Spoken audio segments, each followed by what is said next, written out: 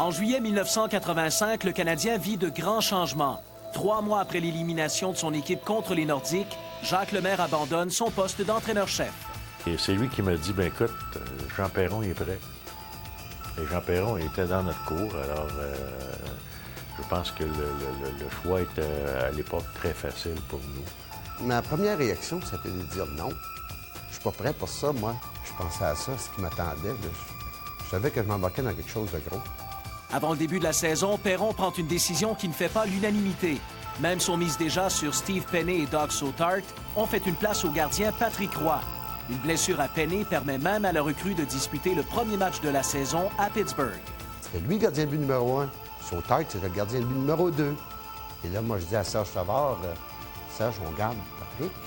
Il est trop bon. J'ai été très irrégulier dans la saison régulière. Je pouvais avoir de bons matchs à l'occasion, puis de moins bons matchs par la suite. À la fin du mois d'octobre, Jean Perron traverse une première crise. Ses méthodes de travail et son leadership sont contestés par plusieurs vétérans. Je parlais anglais comme une vache espagnole. Moi, ça sortait, hein? J'avais pas trop peur de mon opinion, mais je le sortais peut-être pas de la bonne façon. Et ça l'a pu offusquer certains vétérans. Jean était un bon instructeur, mais il manquait certains éléments. Il manquait l'élément de discipline. Puis il y avait beaucoup de difficultés à rallier. On aurait pu complètement se rebeller contre l'instructeur, puis décider qu'on ne voulait plus l'avoir. On aurait peut-être pu changer d'instructeur, puis on aurait eu pire. Je pensais réellement perdre ma job. En plus de devoir plaire à ses vétérans, Perron doit parfois diriger jusqu'à 8 recrues dans un match. Avant un voyage de 5 rencontres, Perron lance un SOS à son capitaine. Bob Gainey m'avait dit, il dit, « Coach, nous autres, c'est pas une garderie, c'est ici, là. » Ben, j'ai dit, « Écoutez, c'est le club qu'on a, puis moi, sans votre aide, ben, j'ai dit, moi, je passerai pas. On gagnera pas. » Jean était quelqu'un très sincère. Il veut faire son meilleur pour l'équipe. Où on est rendu dans l'année, je ne changerai pas mon instructeur. Est-ce que vous voulez continuer à jouer ou arrêter de jouer? Je pense qu'à partir de là, on a commencé à croire en nous autres. On gagnait énormément de confiance à chaque match. J'ai sauvé ma job et c'est peut-être Bob Gainey qui l'a sauvé. Cependant, Perron est toujours aussi contesté quelques semaines seulement avant le début des séries. Cette fois, ce sont ses méthodes d'entraînement qui déplaisent.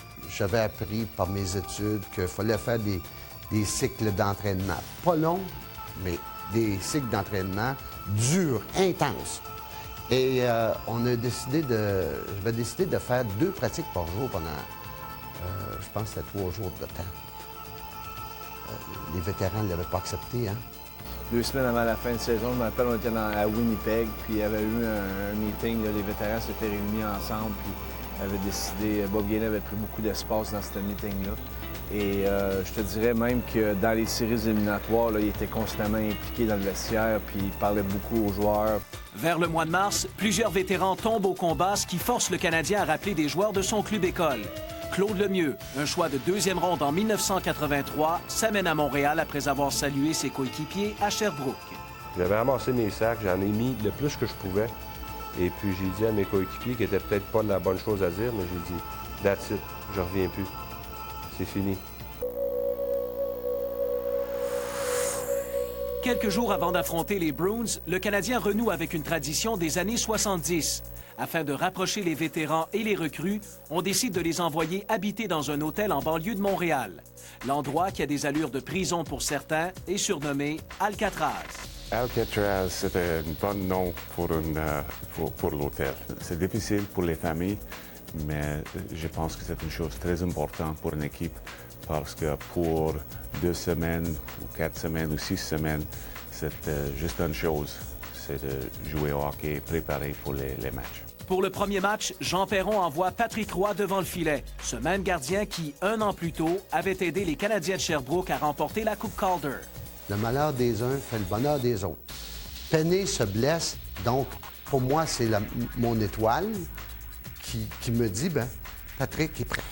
J'apprécie l'opportunité que Jean Perron m'avait donnée, même de commencer la saison à Pittsburgh lors du premier match, puis des séries éliminatoires. Est-ce que c'était la décision de l'état-major du Canadien? Je ne le sais pas.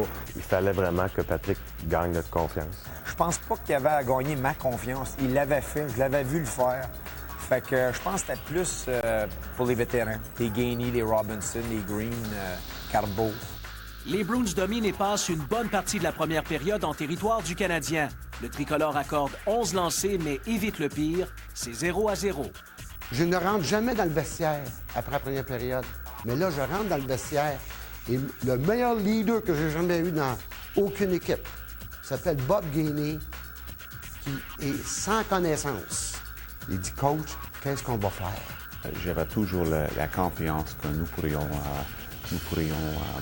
battre les Bruins. Je n'avais pas la peur de Boston que j'avais d'une équipe comme Québec. Mais à partir de ce moment-là, le vent a tourné, puis là, on n'était plus arrêtable. Le Canadien gagne les 2 premiers matchs disputés au Forum. Patrick Roy mérite la première étoile lors de la première rencontre grâce à 25 arrêts. La série se transporte au Vieux Garden de Boston pour le 3e match. Tirant de l'arrière 3-2, le Canadien voit son capitaine inscrire 2 buts en 8 minutes pour prendre les devants en 3e période. Gainé en compagnie de Ludwig de Thierry en désavantage numérique. Bob était un leader, comme on dit en anglais, un quiet leader. C'était pas un gars qui était vraiment verbal, mais lorsqu'il se levait, il savait quoi dire, il savait quand le dire, puis tout le monde écoutait.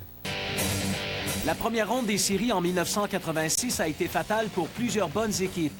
Les Nordiques, les Flyers et les Blackhawks, qui avaient terminé au premier rang de leurs sections respectives, sont éliminés.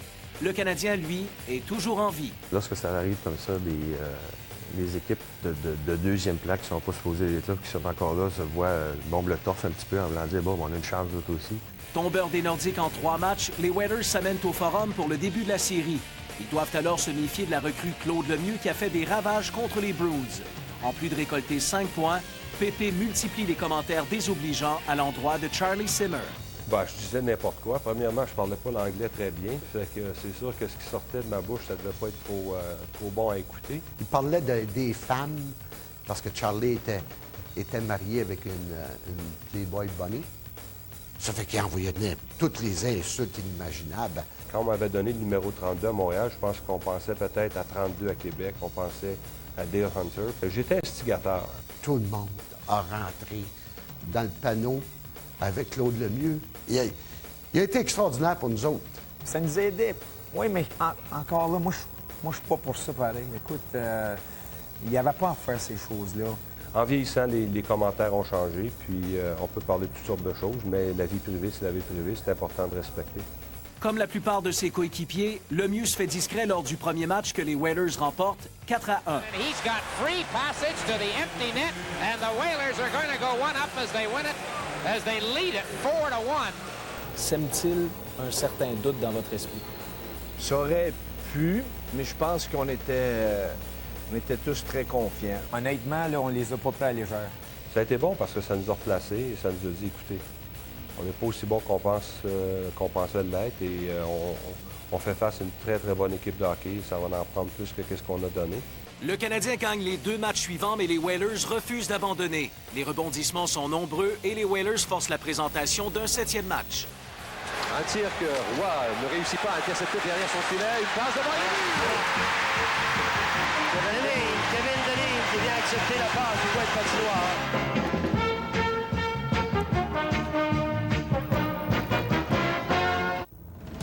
Lors du 7e match, le Canadien prend les devants 1-0 grâce à Mike McPhee en désavantage numérique. Mais avec moins de 3 minutes à écouler, Dave Babych surprend Patrick Roy. Contre-attaque des Whalers, le tir de Babych, c'est le but! Et on vient de créer l'égalité. 2 minutes 48 secondes à 17-12.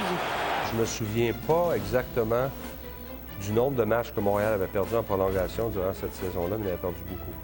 Je me souviens quand je suis arrivé au vestiaire, c'était... Je te dirais qu'à Montréal, les joueurs, dans ces époques-là, puis même un peu après, beaucoup jouaient beaucoup plus avec la peur de perdre que le désir de gagner. Dès la 6e minute en prolongation, le Canadien bourdonne en zone adverse grâce à Claude Lemieux, Brian Skrudland et Mike McPhee. 3 jeunes joueurs intenses qui ne reculent devant rien. Et je m'étais dit une chose, il faut que je l'envoie en haut parce que les Hoots avaient toujours la réputation de descendre. Si on allait de ce côté-là, on le faisait travailler de côté à un côté, il descendait comme ça. C'était pas un gardien qui se déplaçait bien de côté, et il laissait toujours, puis j'étais chanceux, dans le coin en haut. Lemieux qui reprend derrière le filet, une passe, la rondelle libre, reprise par Lemieux, le tir.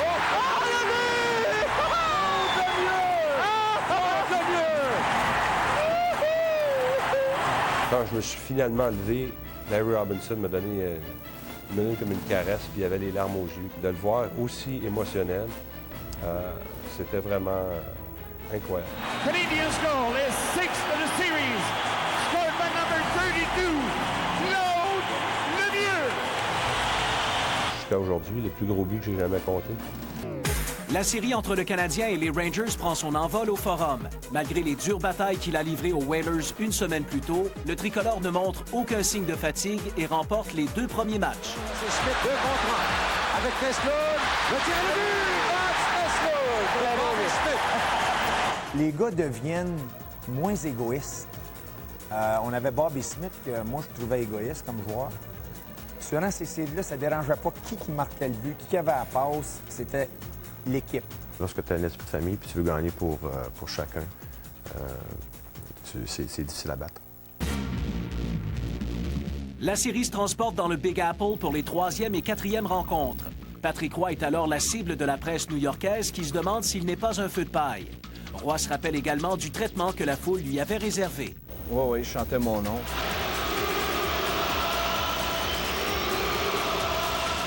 Peut-être que j'étais peut-être dur ou je sais pas, mais ça m'a jamais affecté. Au contraire, je pense que ça me motivait encore plus à vouloir bien performer. Pendant 3 périodes, Roy se surpasse en réalisant 31 arrêts. Le Canadien ne décoche que 3 tirs en 3e période, mais marque 2 buts pour créer l'égalité.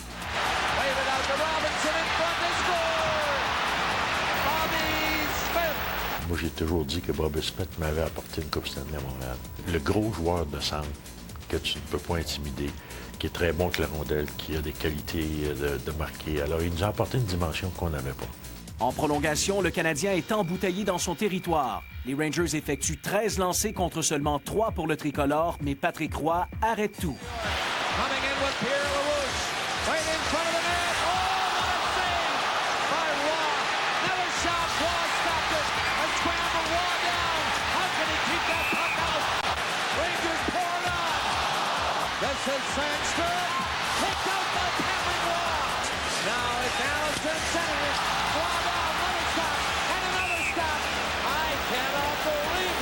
Je me souviens plus le joueur avec qui je parlais de la performance de Patrick. Il jouait pour les Rangers et il disait que c'était incroyable. L'équipe était démoralisée.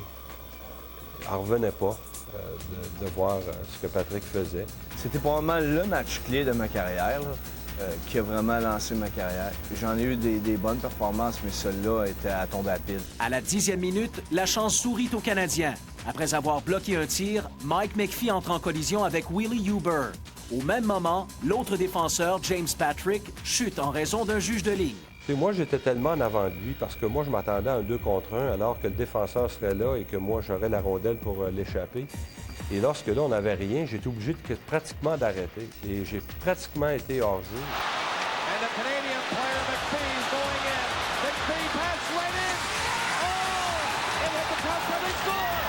C'est beau des fois être bon, mais il faut que tu sois chanceux dans toutes ces choses-là. Puis, on voyait à tous les matchs que la chance nous souriait.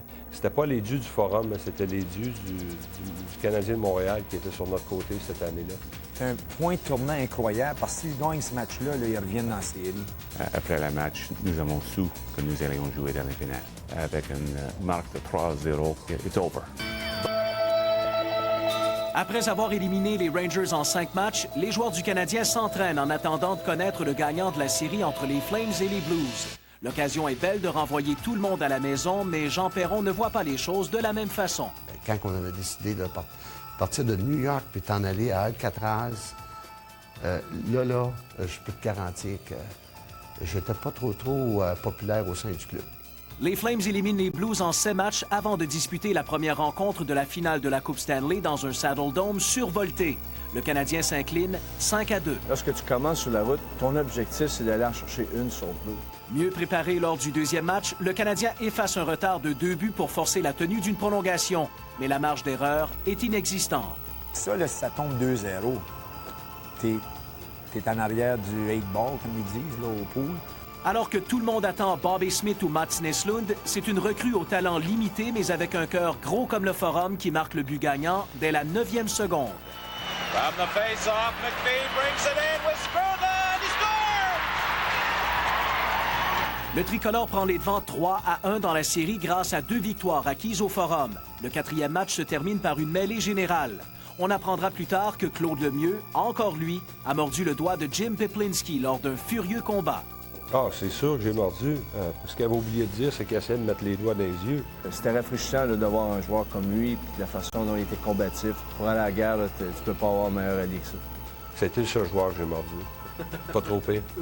De retour à Calgary, le Canadien a la chance de remporter la Coupe Stanley lors du 5e match. En milieu de 3e période, Rick Green et Bobby Smith marquent chacun en l'espace de 19 secondes. Et j'ai dit à Craig Ludwig, Craig, nous venons de gagner la Coupe.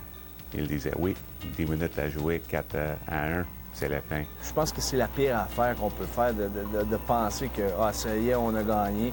Roy a raison. Les Flames marquent 2 buts en moins de 3 minutes pour réduire l'avance du Canadien. C'est 4-3.